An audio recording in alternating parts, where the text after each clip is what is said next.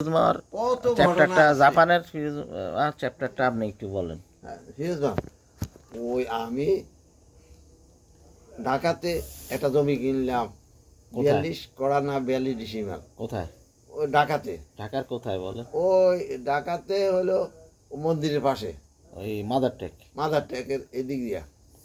তো আমি তো করে বসিয়ারে কইলাম, ওই নার্সারি থেকে কতগুলো গাছ কিনলাম, আম গাছ, ওই লিচু গাছ আবি যাবি কিনে বললাম যে এরে সারা কিনছি আর কি। ছোটো ছোটো কাগজের ইয়ে আছিল, পলিথিনের বাক্সা ছিল, ছোটো ছোটো পটা ছিল। তো একদিন আমি তো ওই ইয়েতে ওই যে ওই ইয়েতে থাকতাম, ফকিরা ফলের এদিকে দিকে কী আছিল, আরামবাগ। আরামবাগ। আরামবাগে থাকতাম। তো আমি একদিন ভোরে কইলাম, তখন ফারুক মামা এখানে ছিল, খুব পানি আসতেছে, পানি আসে।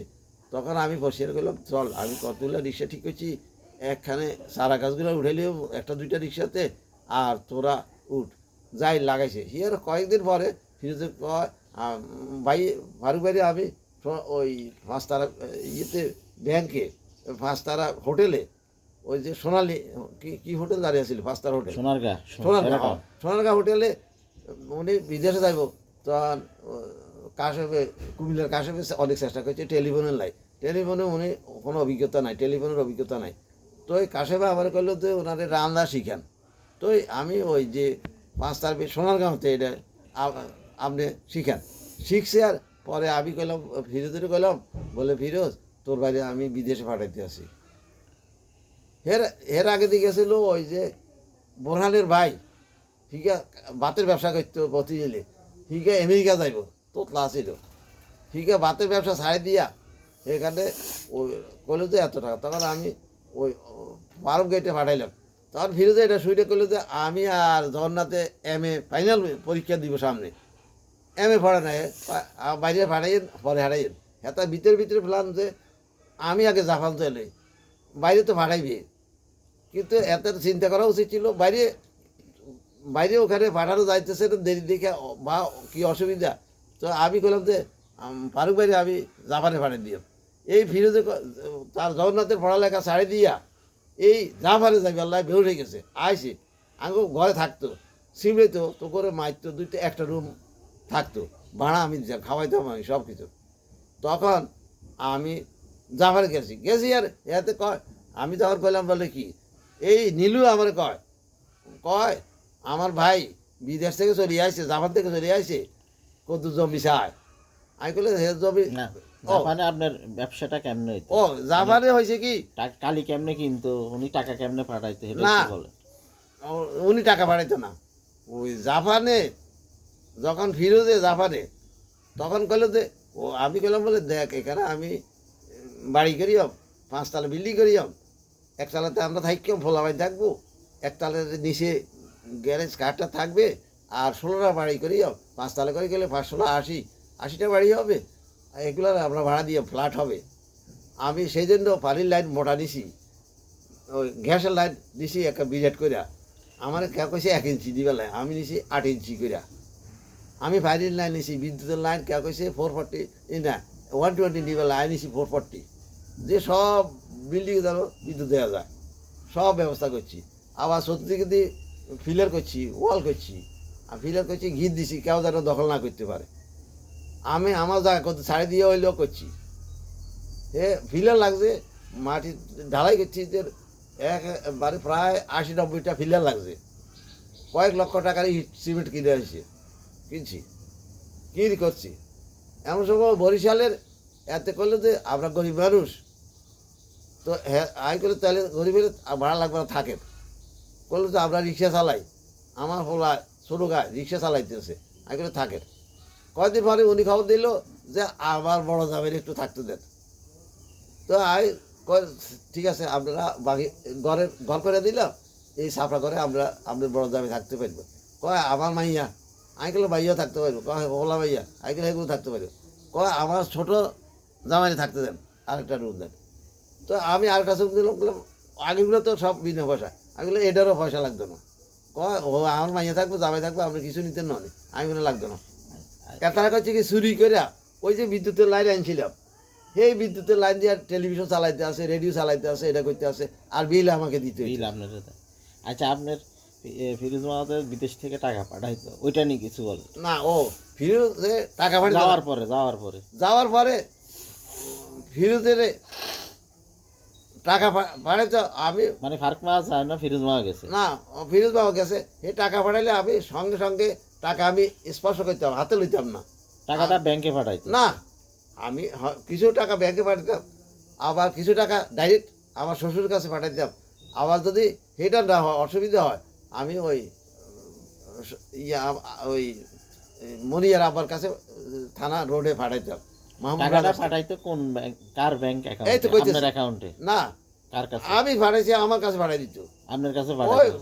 সদরঘাটের একটা পোস্ট আছিল, বড় পোস্ট অফিস, হ্যাঁ। সদরঘাটে, পুরানো পল্টনে। ও পোস্ট অফিসের মাধ্যমে পাঠাইতো হ্যাঁ, নাকি ব্যাংকের মাধ্যমে? না, পোস্ট অফিসের মাধ্যমে। ওই সময় আর কোনো উপায় ছিল না, তাই তো? না, ব্যাংকে আলাদা, পোস্ট অফিসে দিয়ে দিত। তাই ও পোস্ট অফিসে তখন টাকা পাঠানোর পোস্ট অফিসের হেড অফিস হলো জিপিও, জিপিও। হ্যাঁ। হেড আর ছোট অফিস, তার শাখা ছিল এগুলা। আচ্ছা আমার হে- একটা জিনিস বলেন তো, উনি সরাসরি ওই নানার কাছে কিল্লাই পাঠাইতো না? ওই এটা পাঠাইতো না। যখন সে ফিরে জাপান যাইতেছে, হুম। তখন টিকিট আলাদা কইতেছে, জাপানে এত বিমান ভাড়া লাগবো, হংকংয়ে এত লাগবো, ব্যাংককে এত লাগবো, ওইটা লাগবো, মানে প্রায় 98 না জানি 99,000 লাগে টাকা লাগে। লাগে। তখন আমি একটা সিগারেটের কেসি মার্কা সিগারেট আছিল না, হ্যাঁ, সিজার, সিজার। তো সিজারে আমি লিখেছিলাম, তুই তোর আব্বার কাছে ফিরে কলে বলে, তোর বাবার কাছে যা, এটা লইয়ে যা, উনি টাকা দেয়। উনি কয় আমার কাছে টাকা নাই, জামাইরে কর দিবেন, আমি পরে পাঠাই দিও। কয়েকদিন পরে, কয়েক মাস পরে, ওই যে তারি মরিয়ার আব্বার কাছে, ওই আজাদের কাছে আর কি, দিছে 40,000 টাকা দিছে। আর আমি তো জানি না, ওইতে উনি চাকরি করে যা হয়তো সেখান থেকে 210 টাকা, 100 টাকা যা জমা করতে করতে 40,000 টাকা হয়েছে। তো ওই আজাদের কাছে দিছে। আজাদের সিটিং থেকে একদিন আমার কাছে গেল, কইলো আমার শ্বশুরে এই ফিরুজের লাই 40,000 টাকা পাঠাইছে। তো আমি লিখে রাখছি, একটা ডায়েরি আছিল 1970 সালের। তো ফিরুজের নামে একটা অ্যাকাউন্ট করছি, এখানে রাখছি। এইভাবে মানে বিভিন্ন সময় দিয়া 40,000, তাহলে বাকি টাকা, বাকি 50,000? ওই আস্তে আস্তে দিছে। তো আমি ওই কোন তারিখ কত পাইছি এটাও লিখে রাখছি। মানে উনি তখন ফিরোজ মা আগে বিদেশে চলে গেছে, আগে গেছে, আর আপনারা আস্তে আস্তে শোধ করছে। ফিরোজে সুদ করে নয়, আমার শ্বশুরকে। শ্বশুরে শোধ করছে। আচ্ছা এটা গেল যাওয়ারটা। এখন ফিরোজ মা এখানে যাওয়ার পরে টাকাটা কিভাবে পাঠাইতো? টাকা পাঠাইতো পোস্ট অফিসে? না, পোস্ট অফিসে পাঠাইতো। পাঠাইলে আমি ওই মাহবুব ব্রাদার্সে দিতাম। আমার শ্বশুর যদি না থাকে, বা উনি কোনো উত্তরবঙ্গে চলে গেল, বা অন্য অসুবিধা হইলো, তখন আমি কইতাম ওই লতিফগড়ে দিতাম। আমার নানা শ্বশুরগুলো এখানেও পাঠাইছেন? ওই বোরহান কইতাম যে এই টাকাটা আমার শ্বশুরগুলো দিয়ে দাও। হ্যাঁ। তা আপনার কাছে এভাবে না। পোস্ট অফিসের মাধ্যমে পাঠাইছে?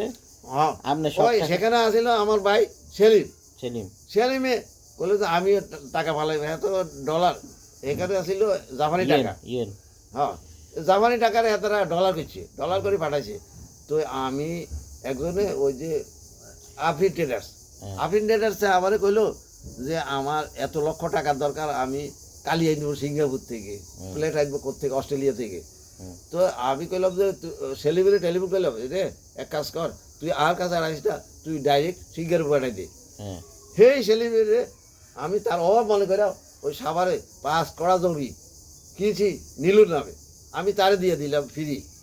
আমি আচ্ছা, কইছি আফরিন ট্রেডার্সেরটা একটু আগে বলেন। এই তো, পুরোটা শুনতে আছি, আফরিন ট্রেডার্সেরটা বলেন। আফরিন ট্রেডার্সে রে কইলাম বলে, তখন আফরিন ট্রেডার্স কইলো টাকা পাঠান। তাহলে সেলিব্রিটি টেলিফোন করে জানাই দিলাম, তুই আমার কাছে পাঠাবি, এটারে আমি আবার ডলার কিনতে হবো, এত কিছু লাভ দিত, আবার পাঠাইতে হবো, এটা দিতে হবো, এত থেকে তুই ডাইরেক্ট সিঙ্গাপুর পাঠাই দে। এটা সেলিমকে পাঠাই দিছে সিঙ্গাপুরে? সেলিমে কয় আমি কিলে সিঙ্গাপুর পাঠাইলেন, আমি আমাদের কাছে দাঁড়াইতাম, মানে আমি চাইছিলাম তার টাকা সেভ হয়ে গেছে। আচ্ছা, উনি সিঙ্গাপুরে পাঠাইতো, এরপরে আপনি ব্যবসাটা কেমনে করতেন, ঘুরাইতেন? মানে মালটা তখন এখান থেকে সিঙ্গাপুর আলারা বাংলাদেশে পাঠা দিত? ও আফরিন ট্রেডার্সের কাছে দিত। তখন আফরিন আলারা টাকাটা পাঠাই দিত, লাভটা দিয়ে দিত সহ? না, আফরিন আমার এটা আমার থেকে লোন নিল আর কি। লোন নিল? হ্যাঁ, এই লোনের টাকাটাতে ফিরত পাবে। আচ্ছা এই টাকাটা তারপরে কি করছে? সেটা যখন যা দিত হুম। তখন আমি আমার ডায়েরিতে আমার সেলিমের নামে লিখে রাখছেন? আপনি ডেটা অমুক তারিখ অমুক মাস এত টাকা হ্যাঁ। আচ্ছা এই টাকাটা সেলিমের নামে লিখছিলেন। লেখছি। আর ফিরোজ মাঠটা কিভাবে আসছে? ফিরোজের নামে একটা অ্যাকাউন্ট খোলা হয়েছে। হ্যাঁ। যখন যে ডলার পাঠাইতো নুরুল আলাদা, হ্যাঁ। তাহেরের আলাদা, ওই আচ্ছা। মালদারির ওই দিকে তুই গিয়া আচ্ছা হিগের ফিরোজ আলাদা। মাঠ যে টাকা সেটা আপনি ব্যবসায় ওই না, আমার কি ব্যবসাতে আফরিনে সিঙ্গাপুরে কোনোদিন টাকা পাঠাইছে? না। আফরিনে? না ওনার সাথে আফরিনের কোনো সম্পর্ক নাই? না, আমি ওনার থেকে টাকাই নিই, মানে বরং টোকাম- উল্টা আমার শ্বশুরে 60,000 70,000 টাকা দিছিল যে ফিরোজে টাকা দেয় না, এর আঙ্গুল কাটা গেছে, অ্যাক্সিডেন্ট হয়েছে মেশিনের মধ্যে। হুম। তো ও চাকরি বন্ধ, এখন সব টাকা এখানে খরচ হইতে আছে, কয়েক লক্ষ টাকা খরচ হয়েছে।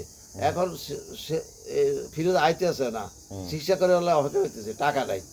তো আমার শ্বশুর করলো এই 76 লক্ষ টাকা জানি 80 লক্ষ টাকা ফিরোজের পাঠাই দেয়। তখন আসছিল হুন্ডি সিস্টেমে কত লক্ষ টাকা? 76 বা 80 এরকম আর কি। ৭৬ লক্ষ টাকা? না 76,000 হাজার হাজার, হ্যাঁ 1000 টাকা। পরে দিবার আমার শ্বশুরে। হ্যাঁ তো আমি ওই ওই অ্যাক্সিডেন্টের পরে? হ তো আমি গেলাম ওই ইয়াতে ওই কমলাপুরের এই দিক দিয়ে আছে না, সেখানে গেলাম। এখানে আসছিল এক খ্রিস্টান। হুন্ডি? হ্যাঁ, খ্রিস্টানরা করলাম কাল হুন্ডিতে সহজ হবে, হুম। আপনি এখন টাকা পাঠাবেন, সেখানে এরা টাকা দিয়ে দিয়ে দেবো, নেব কিছু কমিশন রাখবো আর কি। আমি বললাম আচ্ছা ঠিক আছে। হের একটা প্রেসের ব্যবসা ছিল, আমারও প্রেসের ব্যবসা, হুম। আমরা সবাই ওই টেক্সট বুকের মেম্বার আর কি। হুম। তো আমি যাই করলাম বলে ফিরোজের এই টাকাটা পাঠাই দেন। হ্যাঁ। দিছে, ফিরোজে পাইছে, পাইয়া আর কোনো খোঁজ খবর নাই। আচ্ছা উনি যে টাকাগুলো পাঠাইতো সেটা আপনি কেমনে ডিস্ট্রিবিউট করতেন? ওই পোস্ট অফিসে যে পাঠাইতো ফিরোজে? ফিরোজ মাঠটা বলেন খালি, হ্যাঁ, যেটা ফিরোজে- পাঠাইছে কত টাকা পাঠাইছিল মোট? যেই সময় যেটা পাইতো, আচ্ছা মাসে যে খরচ বড় যাইয়া যা থাকতো এটা পাঠাইতো? পাঠাইলে পাঠানোর সময় উনি আপনারা কিছু বলতো নি যে অমুকরে দেন না, বা আমার কাছে রাখি দেন, এটা কয় না। এরে দিয়েন না, না না, বা ব্যাংকে আমার না, নামে না। রাখি দেন? ওই আমার কাছে পাঠাইতো, যেহেতু আমি টাকা ওনাকে পাঠাইছি, হ্যাঁ হয়তো আমার কাছে পাঠাইতো। পাঠাইতো। আমি মনে পাঠানোর পরে করতাম কিছু বলতো নি যে না না বলতো এটার না। জন্য আমার জন্য জমি কিনেন, না, বাড়ি না। কিনেন, দলিল না কিনেন? না, এগুলো কিছুই কিছুই কিছুই বলতো বলতো না, না। এমনি পাঠাইতো তাই? টাকা পাইছে, বেতন পাইছে, পাঠাই দিছে, হ্যাঁ। ডলার পাঠাই দিছে। আমি কইতাম কি টাকা লইয়া আমার অ্যাকাউন্টেও রাখি নেই, আমার ব্যাংকেও রাখি নেই, আমি রিসিভ করি নেই। আমি হয় সরাসরি আমার শ্বশুরে দিছি, অসুবিধা হলে আমি মাহবুব রাজা আসছে থানা রোডে পাঠাই অথবা দিছি, লতিফ কোয়ার্টারে? নয় লতিফ কোয়ার্টারে পাঠাই দিছি, এইভাবে। আচ্ছা এই টাকাগুলা না, দিই, ফিরোজে কয় সব টাকা তো আপনারই দিছি। আচ্ছা এই টাকাগুলা দিই পরে উনি কি করতো দেশে? উনি এই টাকা দিয়ে আমার আমি যখন ওই মন্দির এখানে জমি না, কিনলাম, এটা না আপনি দেশে, এরপরে এই টাকা দিয়ে নানারা কি করতো? নানারা জমি কিনছে, ফিরোজের অনেক জমি কিনছে। কিনছে? একটা জমিরে আছিল ছোট্ট 7 কড়া, হ্যাঁ। তো 7 কড়া জমির পাশে দিয়া এক জমিওয়ালায় আর জমিওয়ালায় মাটি বেচছে, এমন গভীর করে মাটি নিছে, মাটি বেচছে, ফিরোজ জমি ভাঙিয়েছে। এটা কোথায় এই জমিটা? এটা কোথায়? হলো ওই পূব দিকে, অনেক দূরে মাঠের মধ্যে। মানে কোন এলাকাটার নাম কি? এত বছর হলে আসলে এলাকার নাম মনে মানে আছে, ওই নানাদের বাড়ির পূব দিকে পূব দিকে। এই জমি কি এখনো আছে? এখন কি অবস্থা কই দেখতাম না। আচ্ছা কিন্তু ওনার নামে এই কিনা? সময় আসিল। ওইটা ফিরোজমান নামে কিনছে? হে আরো ফিরোজের আরো আরো জমি কয়েকটা কিনছে। কি ওনার নাম দিয়ে কিনছে কেমনে? ওনার নামটা কি নানার না ফিরোজমান? ফিরোজের ফিরোজের নামেই? ফিরোজের নামে কিনছে। তো কিন্তু ফিরোজে এটা করো, ফিরোজে আমি বললাম তো তোমার বাপে তো তোমার জমি কিনছে। আচ্ছা এই জমিগুলোর পরিমাণ আরে কেমন? বুঝছ না, হে কইলো যে ফিরোজে কইলো জাপান থেকে টাকা পাঠাইছি আপনার কাছে, এই জমি আমার, ওই যে আমি ওই যে মন্দিরের পাশে তো এটা কিনছি। আচ্ছা মন্দিরের পাশেরটা আপনি কিভাবে কিনছেন কোন তো? এটা তো আর এটা কিভাবে কিনছেন? মন্দিরের পাশেরটা হয়েছে কি, ওই যে ওই মাহবুব বাজার? না, মন্দিরের পাশেটা কিনছি কিভাবে, ওই দালালরা কইলো ওই জাহাজ সারিতে এক ইয়ে ছিল, হেতে ও পুরে টাকা মন্দিরের পাশে মানে মাদার টেক? বাজার টেক, হেতে ও পুরে টাকার একটা লোক, এ জাহাজের বড় অফিসার সাহেব ছিল। তো উনি এখানে এই জমিটা নিয়েছিল, এখানে ঘর করছিল, টিনের ঘর করছিল। সেই সময় ওনার খরচ হইতো 60-70 হাজার টাকা, যাই হোক। আর কারি সাহেবের দিত, কারি সাহেবের বড় হলা ওই পুলিশে চাকরি করতো, ওই ছোটো হলা ইয়ে করতো, লেখাপড়া করতো।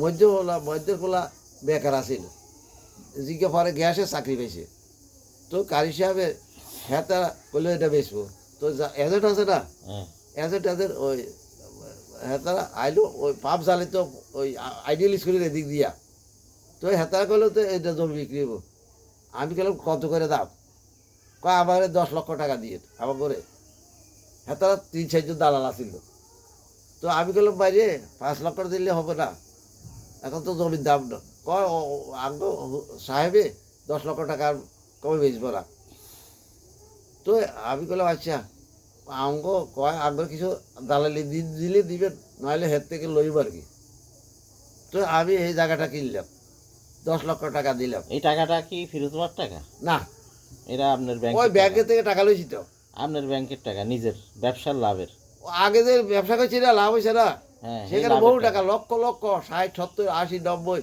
লক্ষ টাকা জমা রয়েছে তো কোন ব্যাংকে ছিল আপনার অ্যাকাউন্ট ওই মতিঝিল ছিল এনসিসি নাকি না ইসলামী ব্যাংক না ইসলামী ব্যাংকে ইসলামী ব্যাংক কোন শাখা ওই ইসলামিকের জিজ্ঞা ওই রাজশাহী মেডিকেলে পড়ি রাজশাহী ইউনিভার্সিটি পড়ে আইছে ঠিকের নাম হইলো ইয়া ও ফেরি গেল তো আমরা একসাথে পড়তে পারি কি হ্যাঁ ওই হিগা হেডার ম্যানেজার আছিল ও এটা কি ইসলামী ব্যাংক মতিঝিল শাখা নাকি সদরঘাট ইসলামী শাখা মতির শাখা এখন ইসলামী ব্যাংক হেডার যায় হেকার করছে ও ইয়া কি ব্যাংক ওই যে মাহবুব চাকরি করে দেন ও ইয়া এনসিসি ব্যাংক এনসিসিতে চাকরি করে না এখন এ চাকরি করতে ইয়াতে কি ব্যাংক জানিয়েছিল হেরে টেলিফোন করে জিজ্ঞা বলে আপনার ব্যাংকের নাম আচ্ছা মানে ওই ইসলামী ব্যাংক আগে মতিঝিলে ছিল কোন মতিঝিলে জায়গায় অনেক বড় বড় ব্যাংক আছে এটা না হাতে করছে। আপনারটা আপনার যে ব্যাংকে রাখছিলেন হ্যাঁ ব্যবসা এটা করার, মতিঝিলে আছে মতিঝিলে কিন্তু এই এই আপনার যে ব্যাংক অ্যাকাউন্ট এখানে কি ফিরোজ মার কোনো টাকা কখনোই ঢুকান নাই না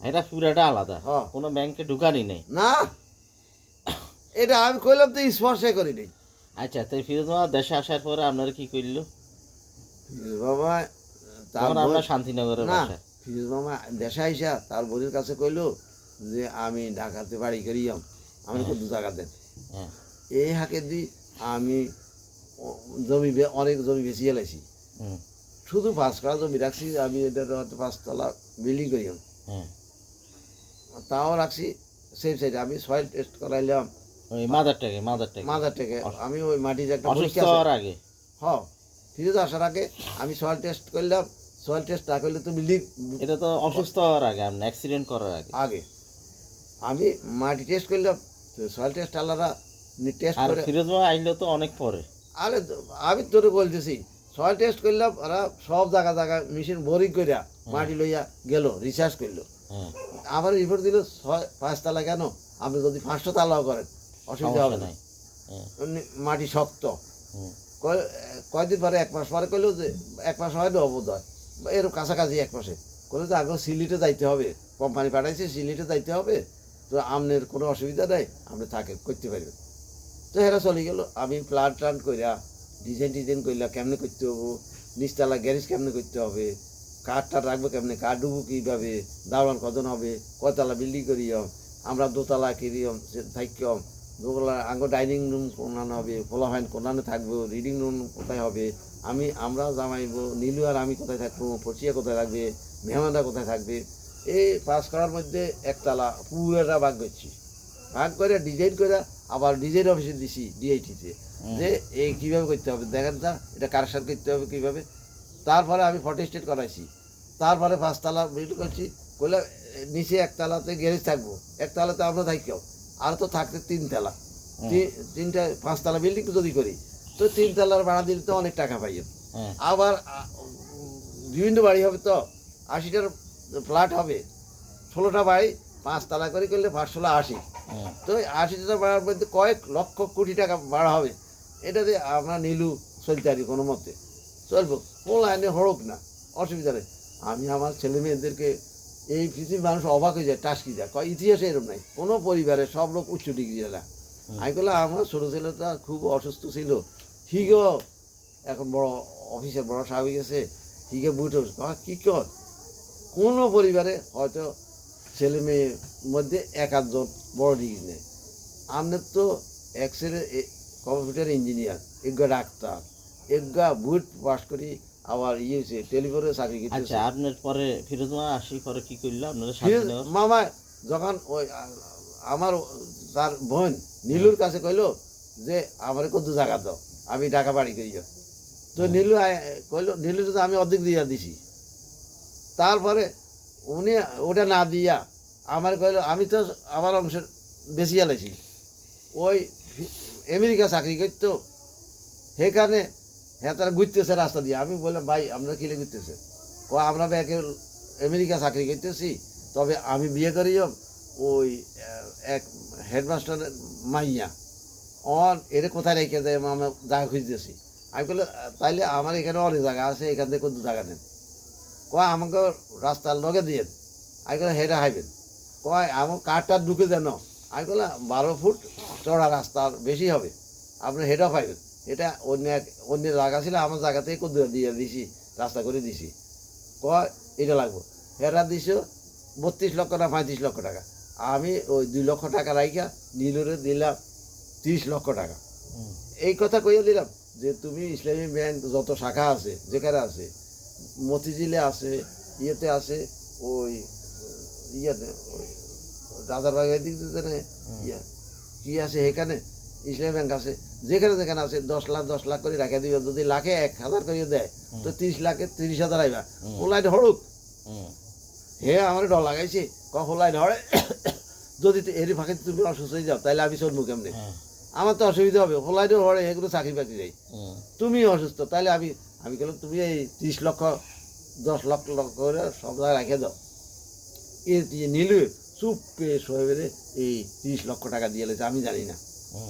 1 মাস 2 মাস যাই হারানো দেখি যে নীলু তার কাছে চায় মুড়ো কিনবো, ওটার কাছে চায় পানি কিনবো, ওটা চায় টাকা উদ্দা চায়, হাওলা চায়। তখন আমার একটা এই খবর আমার কানে আসছে, আর আমার একটা অস্থির গেলাম, কিরে আমি 30 লক্ষ টাকা দিলাম, 100,000-এ 1 লক্ষ, 30 লক্ষ আমার 2 মাসও যায় না। আমাদের এরকম অবস্থা হইতো, এতে এরকম বেজ্জুত হইতেছে, তার কাছে দাস তার কাছে চায়, কেউ দেয় না। তখন আমি একদিন গেলাম, নীলু তোমার যে টাকাগুলো দিলাম তুমি কি এগুলো খরচ হয়েছে নি? তুমি সেগুলো বাকি খরচ করো। কয় না সেগুলো সবই দিয়ে হেলাইছি। আমি সবই দিছো কা? কতবার সেটা চাইছিল 30 লক্ষ টাকা দিবে, আবার লাভও কিছু অংশ দিব, সেও কিছু লাভ দিব। আমি কিন্তু তুই আমার কাছে কও না কা? আমি রাগ হইতে পারেন, তুমি রাগ হইতে পারো, বসা হইতে পারো, এই জন্য আমি নিরাম ছিলাম। আসলে তলে তলে দিয়ে হেলাইছে রে। হে আর সিটারে লই গেছে এর থেকে টাকাটা। তারপরে আমি সোহেবের ধরলাম, কিরে তোর আমার থেকে 30 লক্ষ টাকা দিলি, এই টাকা কোথায়? কয় এটা লস। হ্যাঁ রে, আমার এখন আর কোনো উপায় ছিল না। আপনি তখন অসুস্থ? না অসুস্থ, সেই সময় অসুস্থ হই না। তখন আমি বুঝলাম যে নীলু কিভাবে সিঁড়ি করছে। কোন বাসায় এটা হইলো আমরা ইয়ার ওই যে দক্ষিণ ঢাকা ফালু মিয়ার বাড়িতে ছিলাম। তখন আপনি সুস্থ? হ্যাঁ।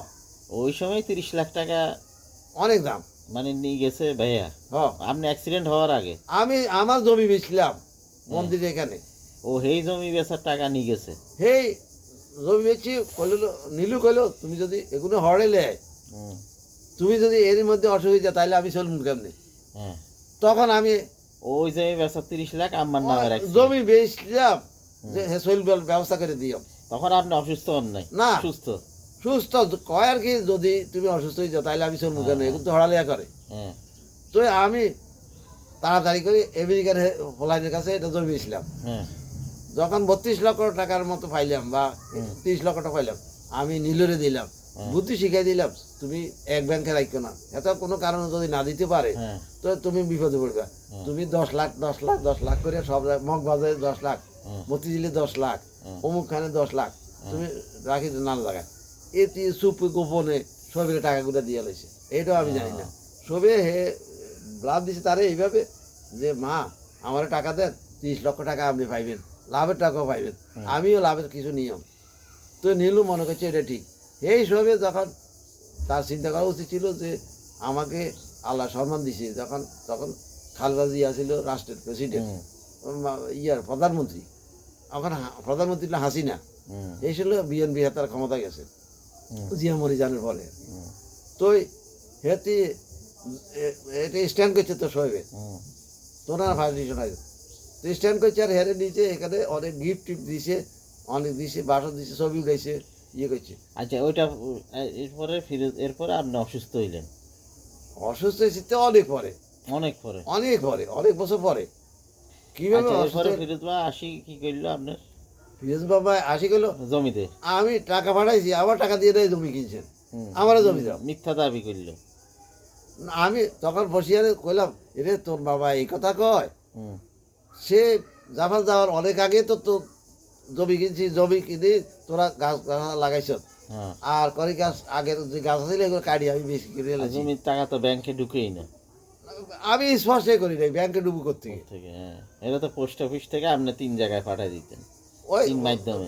আমি টাকাও স্পষ্ট করি নাই যখন টাকা আইসে আমার দিবেলা আইসে আমি স্পষ্ট লই নেই আমি ফারুক ভাইরি করলাম বলে এই টাকাটা অমুখানে দেন পাঠাই দেন হুম। উনি ওখানে পাঠাই দিছে আচ্ছা আর এরপরে উনি জোর করি আপনার না মাইকে? উনি ঠিকই বলছে কয় টাকা পাঠাইছি দিল আপনার কাছে এটা এই জমি আমার টাকা দিয়ে রাখিছে উনি ওই যে টাকাগুলো ভাড়া দিছি এ তো আর হে জানে না হে জানে না না অন কয় যে আপনার এই জমি আমার, তিনি টাকা দিয়ে কিনছেন। এই আমার টাকা দিয়ে এই জমি কিনছেন হ্যাঁ তারপরে আমার জমি দেন তারপরে আপনার ওই চেয়ার দিয়ে মারতে গেছিল নাকি?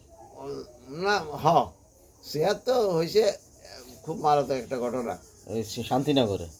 না এটা হয়েছিল শান্তিনগরে থাকতে ওই যে আমরা 4 তলা বাসায়। হইতে পারে আচ্ছা তাইলে আপনি তখন আপনার জোর করি 6 কাঠা লেখি লইছে। মানে তখন আমি 5 কাঠা থেকে 5 কাঠা রাখছিলাম তো হুম তখন তখন থেকে লই গেছে। আমি কদিরা খালি আছিল বেচ্চ ভরে তখন আমি ওই খালি জায়গাতে চলে গেছি এই 5 কাঠালাও মিলিয়া ওনারে দিলাম আর কি ফিরোজের দিলাম ফিরোজে এটা বেশি এখন দেশে চলে আসে ও পুরাটা বেশি এলাইছে। পুরোটা বেশি এলাইছে আচ্ছা এভাবে শেষ ওনার। আবার হয়েছে কি ওই যখন আমি চতুর্দিক দিয়ে ওয়াল করতেছি হুম দেয়াল করতেছি ফিলার করতেছি হুম গিট দিতেছি বর্ডার তখন নীলিরও গেলাম তো আমার তো অনেক টাকা লাগতেছে এতগুলা ফিলার করতেছি ডালাই করতেছি লোহা কিনতেছি হুম কলো 1 ইঞ্চি জায়গা লইয়া যদি ঠেলা ঠেলি আমি এটা দ্বারের কাছে নাই হুম আমি যাইতাম না আমি চাই না অবৈধ কাজ করার জন্য হুম তখন সোনালী ব্যাংকের এক অফিসার আছিল ও তার নাম আছিল কি জানি আঙ্গ পাশে আচ্ছা এটা শেষ হয়েছে ফিরোজ মাঠটা বন্ধ করে দিই কেন?